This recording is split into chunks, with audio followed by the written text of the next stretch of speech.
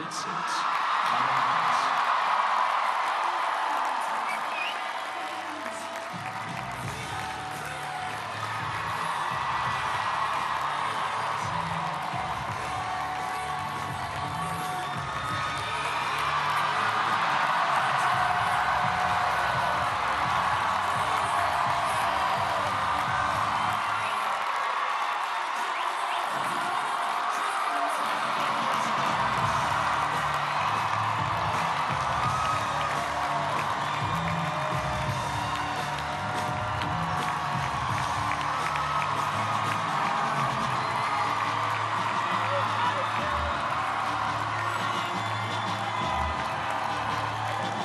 Good afternoon. Good afternoon. Good.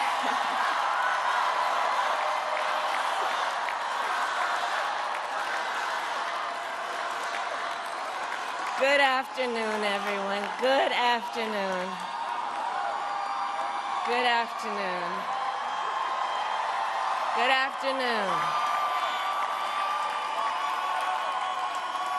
Thank you all. Thank you, thank you. Thank you, thank you. So let me say, and I love you back, and I love you back. So let me say, my heart is full today. My heart is full today, full of gratitude for the trust you have placed in me, full of love for our country, and full of resolve. The outcome of this election is not what we wanted, not what we fought for, not what we voted for, but hear me when I say, the light of America's promise will always burn bright. As long as we never give up, and as long as we keep fighting.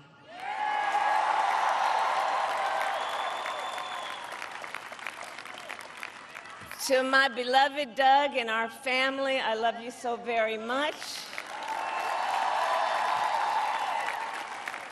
To President Biden and Dr. Biden, thank you for your faith and support. To Governor Walz and the Walz family, I know your service to our nation will continue. And to my extraordinary team, to the volunteers who gave so much of themselves, to the poll workers and the local election officials, I thank you all. Look, I am so proud of the race we ran, and the way we ran it, Over the 107 days of this campaign, we have been intentional about building community and building coalitions, bringing people together from every walk of life and background, united by love of country, with enthusiasm and joy in our fight for America's future. And we did it with the knowledge that we all have so much more in common than what separates us. Now, I know folks are feeling and experiencing a range of emotions right now. I get it. But we must accept the results of this election. Earlier today, I spoke with President-elect Trump and congratulated him on his victory. I also told him that we will help him and his team with their transition, and that we will engage in a peaceful transfer of power.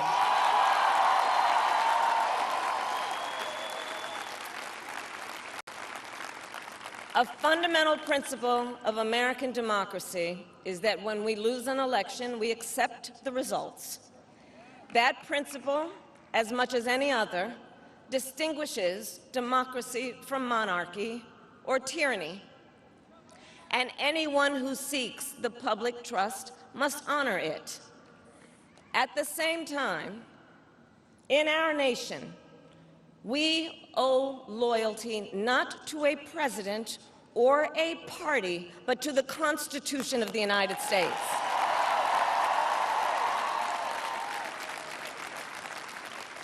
And loyalty to our conscience and to our God. My allegiance to all three is why I am here to say, while I concede this election, I do not concede the fight that fueled this campaign.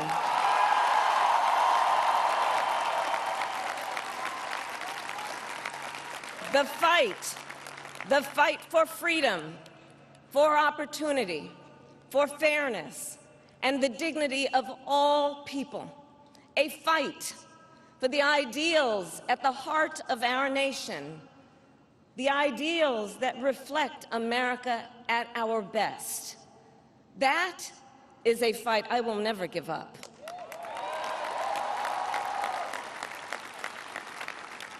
I will never give up the fight for a future where Americans can pursue their dreams, ambitions, and aspirations, where the women of America have the freedom to make decisions about their own body and not have their government telling them what to do. We will never give up the fight to protect our schools and our streets from gun violence. And America, we will never give up the fight for our democracy, for the rule of law, for equal justice, and for the sacred idea that every one of us, no matter who we are or where we start out, has certain fundamental rights and freedoms that must be respected and upheld.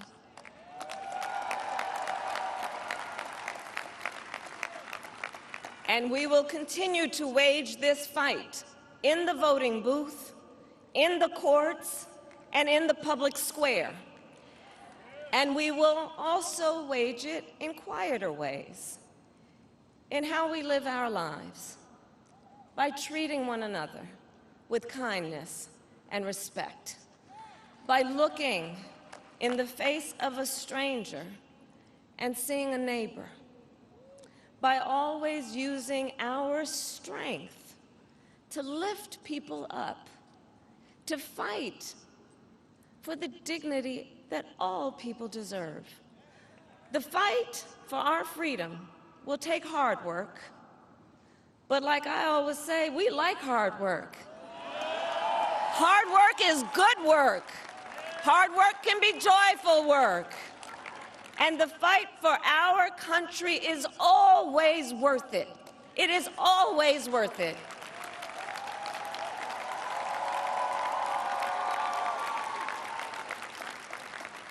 To the young people who are watching, it is, I love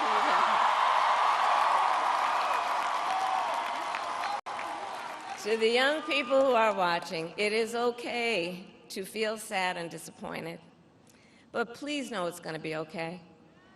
On the campaign, I would often say, when we fight, we win. But here's the thing. Sometimes the fight takes a while. That doesn't mean we won't win. That doesn't mean we won't win. The important thing is don't ever give up. Don't ever give up. Don't ever stop trying to make the world a better place. You have power. You have power. And don't you ever listen when anyone tells you something is impossible because it has never been done before.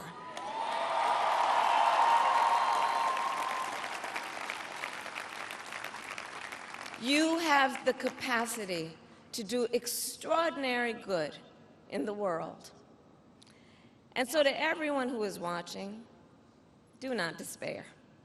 This is not a time to throw up our hands. This is a time to roll up our sleeves. This is a time to organize, to mobilize, and to stay engaged for the sake of freedom and justice and the future that we all know we can build together. Look, many of you know I started out as a prosecutor, and throughout my career, I saw people at some of the worst times in their lives. People who had suffered great harm and great pain, and yet found within themselves the strength and the courage and the resolve to take the stand, to take a stand, to fight for justice, to fight for themselves, to fight for others. So let their courage be our inspiration. Let their determination be our charge. And I'll close with this. There's an adage an historian once called a law of history, true of every society across the ages. The adage is, only when it is dark enough can you see the stars. I know many people feel like we are entering a dark time, but for the benefit of us all, I hope that is not the case. But here's the thing, America, if it is, let us fill the sky with the light of a brilliant, brilliant billion of stars. The light of optimism, of faith, of truth, and service.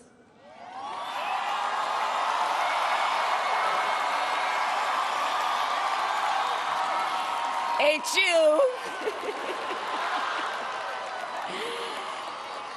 And may that work guide us, even in the face of setbacks, toward the extraordinary promise of the United States of America. I thank you all. May God bless you, and may God bless the United States of America. I thank you all.